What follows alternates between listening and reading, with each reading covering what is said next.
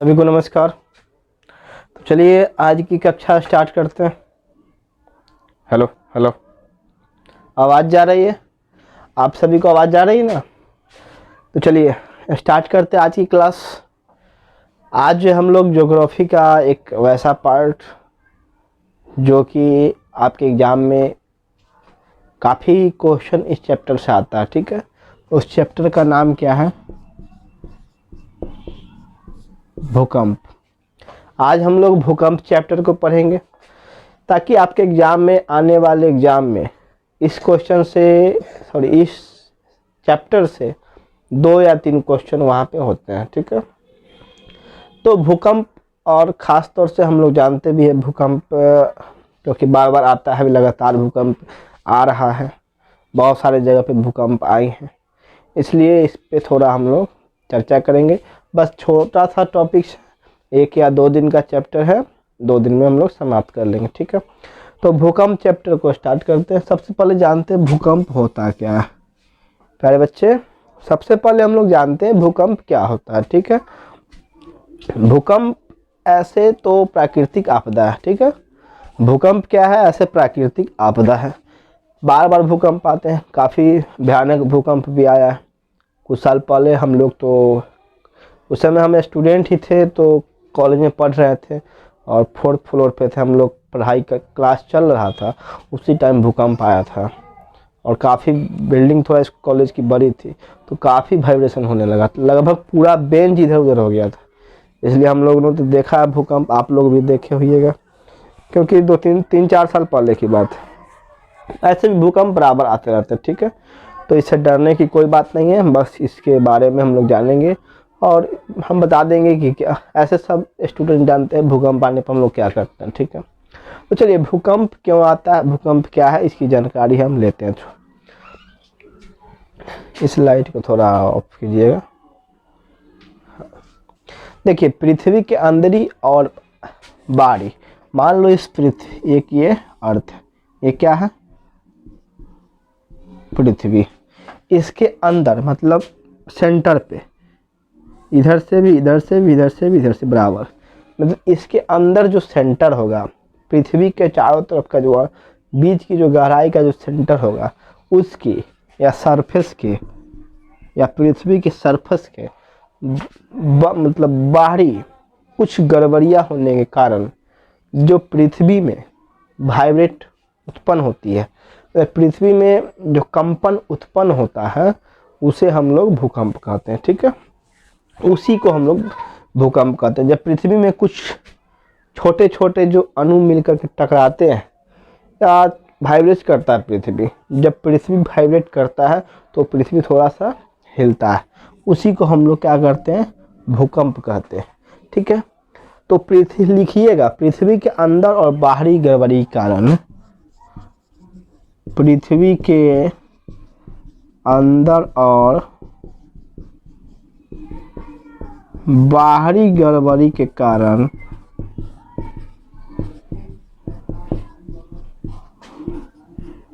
उत्पन्न कंपन को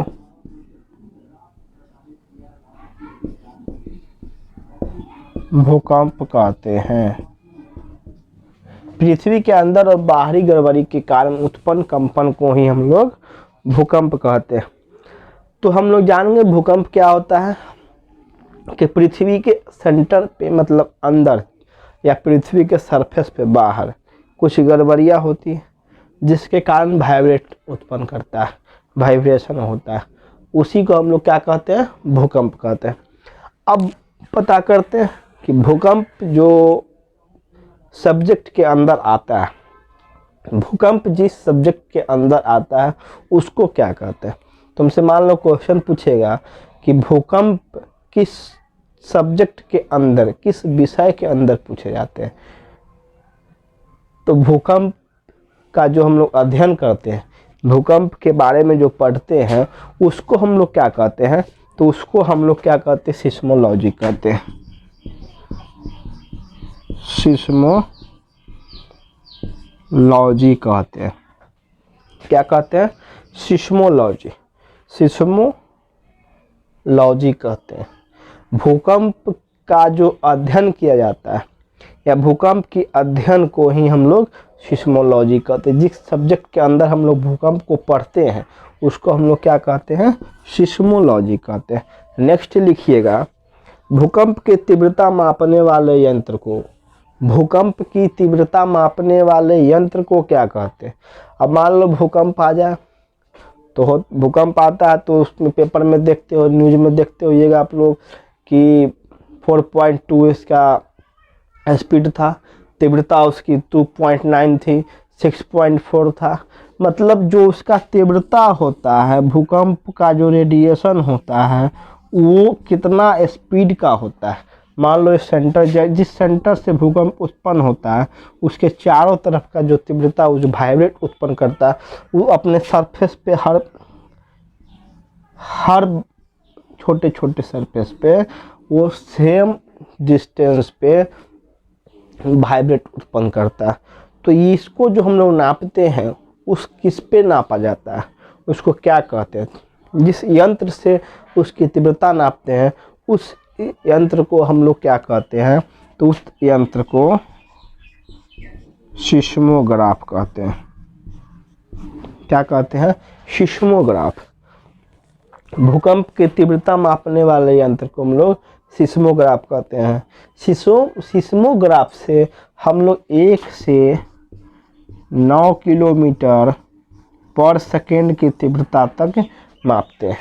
अगर भूकंप 1 किलोमीटर से लेकर के 9 किलोमीटर पर सेकेंड की तीव्रता से आती है तो हम लोग सिस्मोग्राफ से क्या करते हैं, उसको मापते हैं। अगर भूकंप 9 किलोमीटर से ज़्यादा की तीव्रता, 9 किलोमीटर पर सेकेंड की ज़्यादा से तीव्रता हो तो 9 याद रखिएगा, 9 किलोमीटर टू 12 किलोमीटर पर सेकेंड की तीव्रता से जब भूकंप आती है तो उस भूकंप को हम लोग किस यंत्र से मापते हैं, तो मार्को पोली से।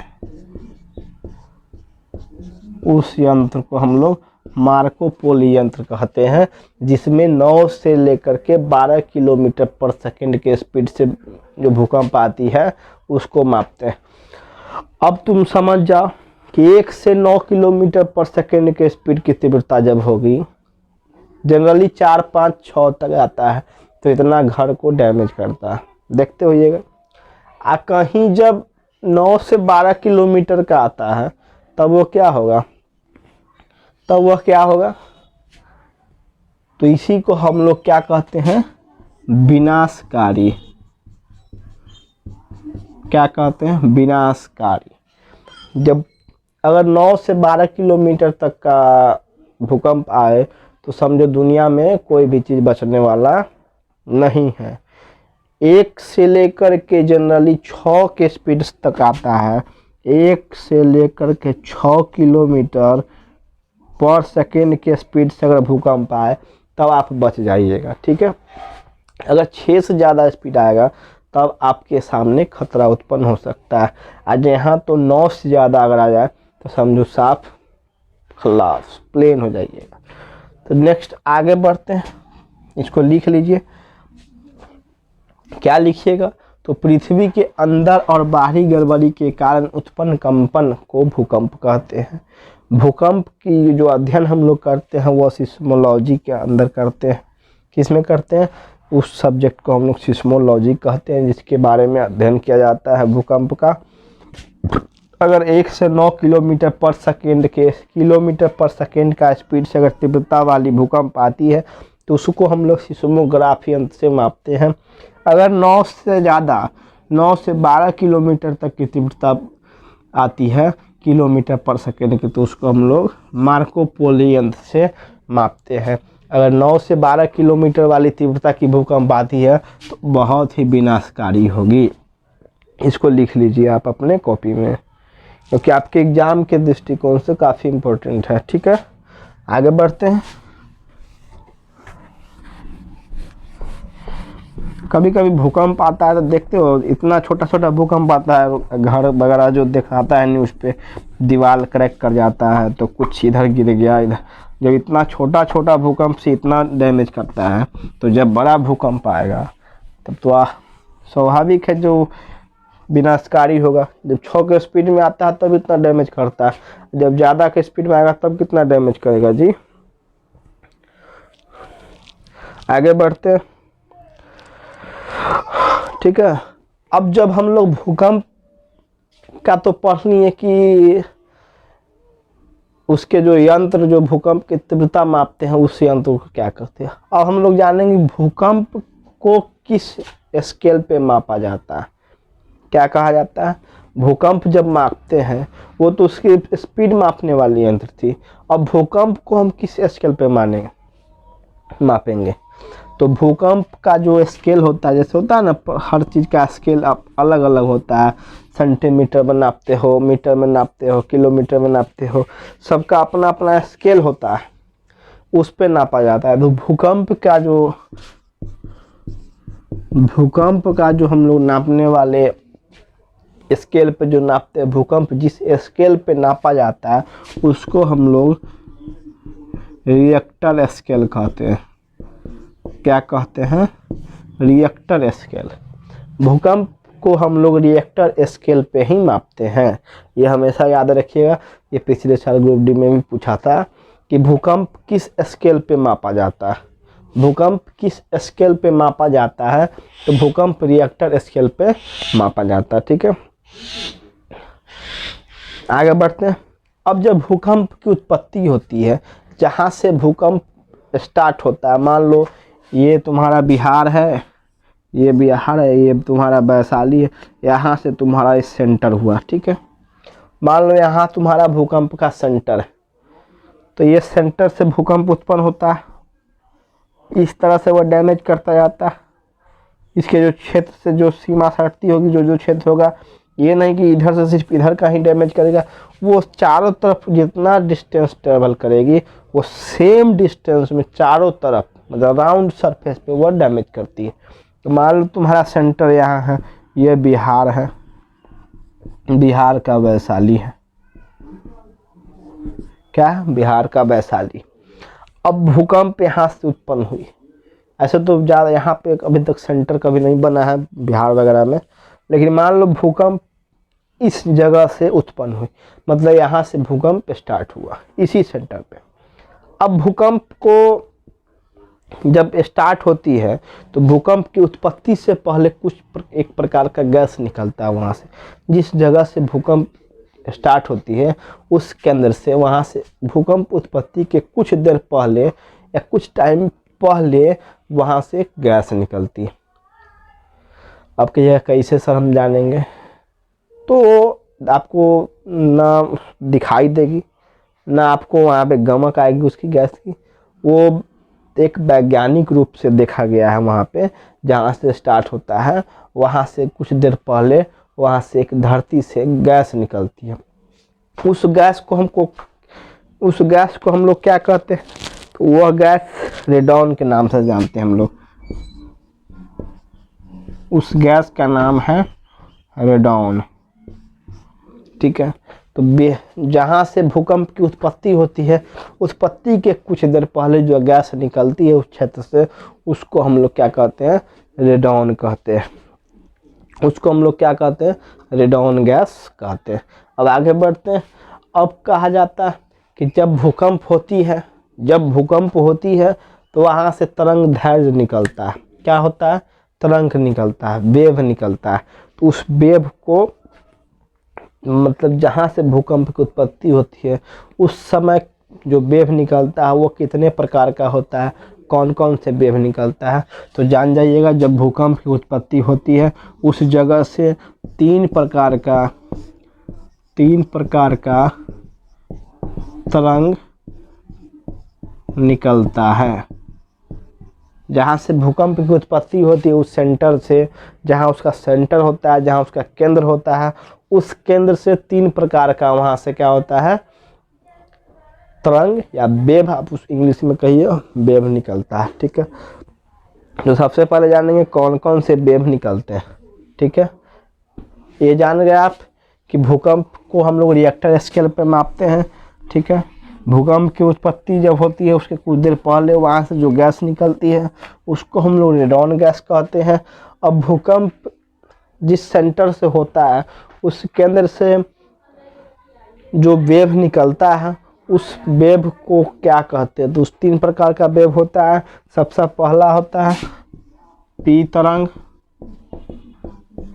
दूसरा होता है क्या? एस तरंग, दूसरा होता है एस तरंग, और तीसरा को हम लोग कहते हैं एल तरंग। ये 3 प्रकार का जो वेव होता है भूकंप की उत्पत्ति से कुछ देर पहले, भूकंप की उत्पत्ति जो सेंटर जो होता है, केंद्र जो होता है, वहाँ से 3 प्रकार का तरंग निकलता है। अब हम लोग जानेंगे पी तरंग होता क्या है, एस तरंग क्या होता है, एल तरंग क्या होता है। ठीक है, इसके बारे में जानेंगे। ऐसे तुम पी तरंग को प्राथमिक तरंग कह सकते हो, एस तरंग को द्वितीयक तरंग कह सकते हो, और एल तरंग को तृतीयक तरंग भी आप कह सकते हैं। पी को क्या कह सकते हो? प्रथम, द्वितीय, तृतीय, प्रथम, द्वितीय और तृतीयक तरंग आप कह सकते हैं। अब हम लोग जानेंगे पी तरंग होता क्या। पहले इसको लिख लीजिए। जहाँ से भूकंप का जो केंद्र होता है वहाँ से 3 प्रकार के तरंग निकलते हैं।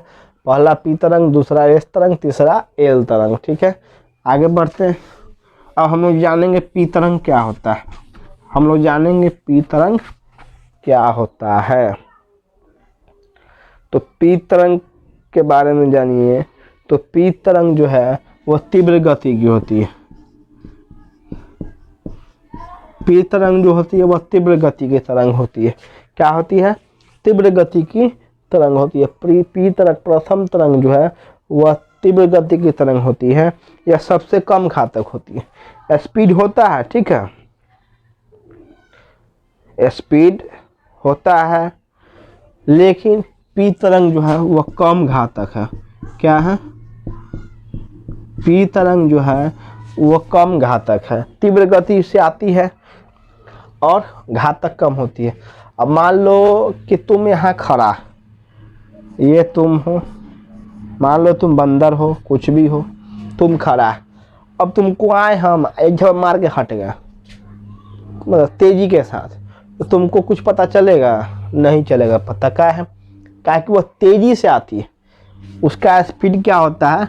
ज़्यादा होता है, उसका स्पीड काफ़ी तेज होता है और तेज़ी से आती है तुरंत, मतलब इतना स्पीड से आती है जो आपको पता भी नहीं चलेगा, ख़त्म भी हो जाइएगा, मतलब ये ख़त्म हो जाएगी, मतलब आएगी तुरंत निकल जाएगी। होता है ना, काफ़ी जब आप खड़ा हो जाएगा स्टेशन पे तो कोई ट्रेन आती है स्पीड में निकल जाती है तो आपको पता भी नहीं चलेगा। तो यह काफ़ी तीव्र होती है लेकिन घातक बहुत कम होती है। इसका स्पीड कितना होता है? तो 10 किलोमीटर प्रति घंटा टू 12 किलोमीटर प्रति घंटा। 10 किलोमीटर घंटा से 12 किलोमीटर प्रति घंटा नहीं होगा, पर सेकेंड होगा, पर सेकेंड होगा। ठीक है, 10 किलोमीटर पर सेकेंड से 12 किलोमीटर पर सेकेंड इसका स्पीड होता है। किसका? पी तरंग का।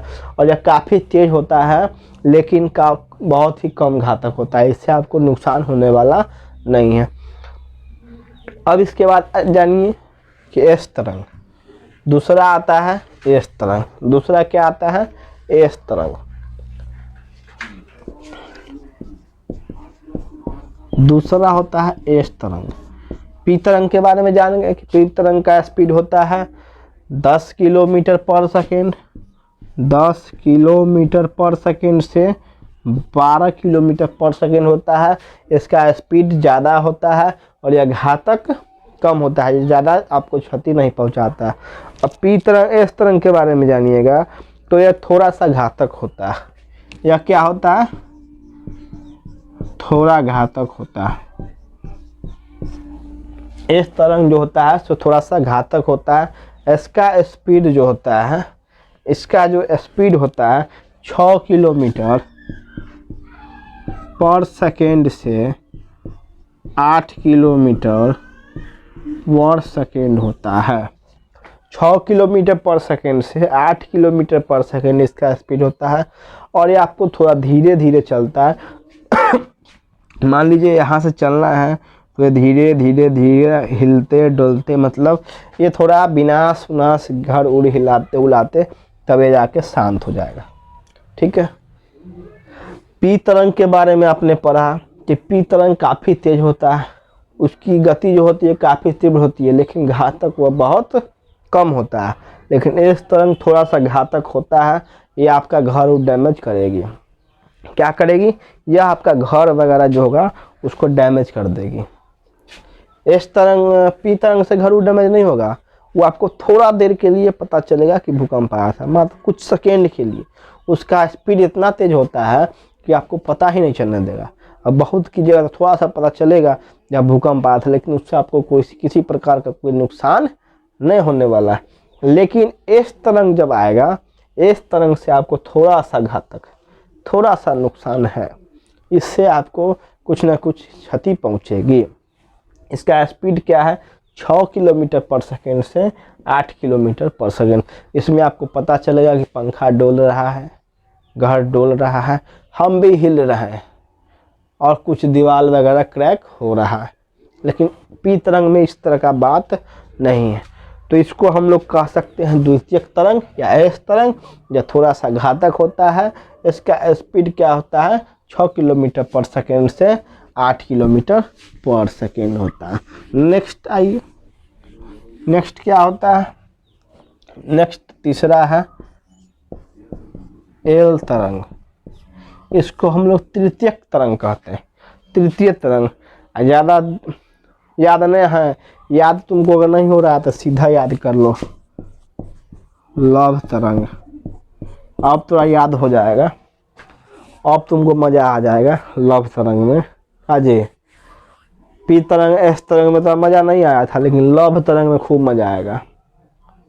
लव तरंग जो है ना, तो नाम सुनते हैं, एल तरंग नाम है, लेकिन बहुत सारे टीचर क्या करते हैं, इसको बच्चे को समझाने के लिए अपना अपना थोड़ा सा ट्रिक आजमाते हैं। कोई कुछ कहेगा, कोई कुछ कहेगा।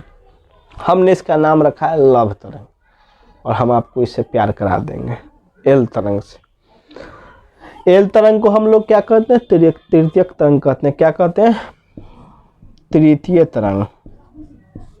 तृतीय तरंग कहा जाता है एल तरंग को। इसका स्पीड जो होता है, इसका स्पीड जो होता है 1.5 किलोमीटर पर सेकेंड से 3 किलोमीटर पर सेकेंड होता है। इसका स्पीड जो होता है एल तरंग का 1.5 किलोमीटर पर सेकेंड से 3 किलोमीटर पर सेकेंड तक होता है। यह सबसे ज़्यादा विनाशकारी होता है। यह जो होता है क्या होता है? सबसे ज़्यादा विनाशकारी होता है। यह सबसे ज़्यादा क्या होता है? विनाशकारी होता है। ऐसे भी प्यार क्या होता है? बहुत ही घातक होता है। ये बात आपको पता होना चाहिए। प्यार जो होता है काफ़ी खतरनाक होता है। अगर सही लाइन पे हो तो सही से अगर हो गया तो ठीक है, नहीं तो इतना खतरनाक होता है कि बच्चे बहुत सुसाइड कर लेते हैं, बहुत कुछ कर लेते हैं। कहाँ तक हम आपको बताते रहे। सीधा समझ लीजिए कि लव तरंग काफ़ी खतरनाक होता है। कभी लव करना नहीं, ठीक है? अगर किया भी हो तो छोड़ छाड़ दो। किया भी हुआ हो, अगर किसी से लव प्यार हो गया हो तो छोड़ दीजिए, पढ़ाई पे मन लगाइए, ठीक है? तो लव तरंग क्या होता है? सबसे भी ज़्यादा विनाशकारी होता है, ठीक है? इसका स्पीड 1.5 किलोमीटर से 3.5 किलोमीटर पर सेकेंड होता है। अब कहिए कैसे? तो ये स्पीड जो इसका होता है इसका कम होता है, और स्पीड कम होने के कारण ये चारों तरफ हिलते डोलते जाता है। क्या करता है? हिलते डोलते हिलते डोलते हिलते डोलते, मतलब जहाँ जाता है घर वगैरह तोड़ते हुए। इसका स्पीड कम होता है, इसका स्पीड कम होता है, लेकिन काफ़ी देर तक ही होता है। स्पीड कम होने के कारण ये काफ़ी समय तक भूकंप होते रहता है। इधर घर टूट रहा है, इधर कुछ गिर रहा है, इधर गिर रहा है, इधर बिजली का खम्भा गिर रहा है, और ये अपना चाल दिखाते रहेगा, हिलते डोलते चलेगा। तो लगेगा कि हाँ ओरिजिनल में भूकंप हुआ है। तो वही है एल तरंग। हमेशा याद रखिएगा, एल तरंग जो होता है काफ़ी खतरनाक होता है। क्या होता है? काफ़ी खतरनाक। इसका स्पीड होता है 1.5 किलोमीटर पर सेकेंड से 3 किलोमीटर पर सेकेंड होता है, और यह सबसे ज़्यादा विनाशकारी होता है। यह चारों तरफ हिलते डोलते क्या करता है? ये चारों तरफ हिलते डोलते घर वगैरह जो भी हो सब बर्बाद वगैरह करते हुए ये आगे बढ़ते रहता है, विनाश करते रहता है। ठीक है, तो यही है 3 प्रकार का तरंग है। सबसे है पी तरंग, सबसे ज़्यादा तीव्र गति का होता है। उसको हम लोग प्रथम या प्राथमिक तरंग भी कहते हैं, पी तरंग को। और उससे कुछ आपको घातक होने वाला नहीं है। आएगा, आँख ऐसे कीजिएगा आप गायब, मतलब पलक झपकते होता है ना डिब्बा गायब, वही वाला बात है। वो आपको पता नहीं चलेगा, लेकिन भूकंप आया हुआ होगा, उससे आपको कुछ क्षति होने वाला नहीं है। इस तरंग में जब आइएगा दूसरा में, तब वो थोड़ा सा घातक होता है, उसका स्पीड कम होता है, इसलिए वो आपको थोड़ा सा पता चलेगा, घर वगैरह हल्का थोड़ा क्रैक करेगा। लेकिन ये जब आएगा लव तरंग, एल तरंग जब आएगा या तृतीयक तरंग जब आएगा, तो इसका स्पीड काफ़ी कम होता है। क्या होता है? स्पीड काफ़ी कम होता है, लेकिन यह सबसे ज़्यादा विनाशकारी होता है। और ये धीरे धीरे चारों तरफ घर वगैरह सबको विनाश करते हुए आगे की ओर बढ़ते रहता है। ठीक है, तो आगे बढ़ते हैं। तो ये जान गए 3 प्रकार के तरंग होते हैं। तरंग जो निकलता है भूकंप के समय, जिस केंद्र पे भूकंप होता है उस केंद्र से जो तरंग निकलता है वो 3 प्रकार के होते हैं। कौन कौन? एल तरंग, पी तरंग, एस तरंग। एल को हम लोग लव तरंग भी कहते हैं, हमेशा याद रखिएगा। एल तरंग को तृतीयक तरंग, पी तरंग को प्रथम तरंग, एस तरंग को द्वितीयक तरंग भी कहते हैं। नेक्स्ट बढ़िए आगे। अब हम लोग आइए, जहाँ से भूकंप की उत्पत्ति होती है, मान लो ये पृथ्वी है, भूकंप की उत्पत्ति यहाँ से हुई, तो ये इस प्रकार से भूकंप होता है। इसका जो डिस्टेंस होगा क्या होगा?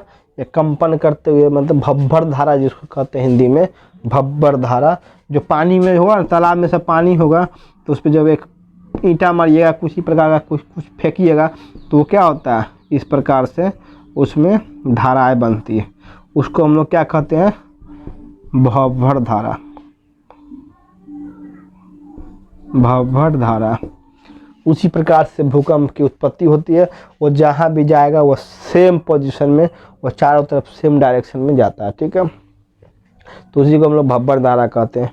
अब जहाँ से भूकंप का जो उत्पत्ति होता है, मान लो इस सेंटर से जो भूकंप का उत्पत्ति हुआ, यहाँ से भूकंप हुआ, उसको क्या कहते हैं? तो इसको हम लोग हिंदी में क्या कहते हैं? भूकंप केंद्र। ये हमेशा याद रखिएगा, ये क्वेश्चन हर बार पूछता है कि जहाँ से भूकंप की उत्पत्ति होती है उस चीज़ को क्या कहते हैं, उस केंद्र को क्या कहते हैं? तो भूकंप केंद्र कहते हैं। और इसी में बच्चा क्या करता है? कंफ्यूज हो जाता है। अब क्वेश्चन आपसे पूछेगा तृतीयक तरंग या दीर्घ तरंग सबसे ज़्यादा विनाशकारी होता है। क्वेश्चन में आपसे पूछ देगा कि तृतीयक तरंग, या उसको क्या कहते हैं? दीर्घ तरंग भी कहते हैं, या तृतीयक तरंग कहते हैं, या एल तरंग कहते हैं। वो क्या होता है? सबसे ज़्यादा विनाशकारी होता है। तो पढ़ लिए हैं। ठीक है, तो आज इतना ही पे छोड़ते हैं, फिर मिलते हैं हम लोग नेक्स्ट। इसके आगे जो होगा वो हम आपको कल बता देंगे, क्योंकि टाइम भी हो गया है। घड़ी नहीं है, बट घड़ी आज खोल दिए थे यार, इसलिए आदत है देखने का। चलो टाइम हो गया है, घड़ी लगा हुआ है दीवार में, तो आज छोड़ देते हैं। कल मिलते हैं फिर इसी क्लास में। भूकंप का जो भी बचा उचा क्वेश्चन होगा उसको हम कंप्लीट करवा देंगे। ठीक है, क्योंकि अब आपकी क्लास जो है रेगुलर चलेगी। कुछ दिन से क्लास आपकी बंद हो गई थी क्योंकि हमारे क्षेत्र में पंचायत चुनाव था, और जानते ही हैं पंचायत चुनाव में थोड़ा हम बिजी थे। हमने पहले ही बच्चों को बता दिया था। जिस तरह से मैथ मस्ती वाले सर बिजी थे और उन्होंने एक प्रकार का इतिहास ही रच दिया अपने पंचायत में। तो हम तो खुद कैंडिडेट नहीं थे, इसलिए हम लोग ने उतना इंटरेस्ट नहीं लिया। बट पंचायत चुनाव था तो थोड़ा सा इंटरेस्ट लेना पड़ता है, सही आदमी को चुनना पड़ता है। बट होता है क्या कि पैसों की वजह, दारू ताड़ी की वजह से पंचायत का जो सही लोग होते हैं वो नहीं जीत पाते हैं, इसलिए उस पर हम लोग ज़्यादा दिमाग नहीं लगाते हैं। छोड़िए, जो हुआ सो हुआ। चुनाव के कारण आपकी क्लास बंद थी, वो पुनः चालू हो गई है। आप अपने दोस्तों को बता दीजिएगा कि आपकी क्लास फिर से जो बैच चल रहा था वह स्टार्ट हो गया है। तो आज हम लोग पढ़ें भूकंप। कल इसका जो बचा हुआ क्वेश्चन होगा उसको पढ़ लेंगे, फिर अगले क्लास में हम नए चैप्टर को स्टार्ट करेंगे। तब तक के लिए सभी को बाय बाय, टाटा, जय Hind, thank you, all the best. फिर मिलते हैं कल।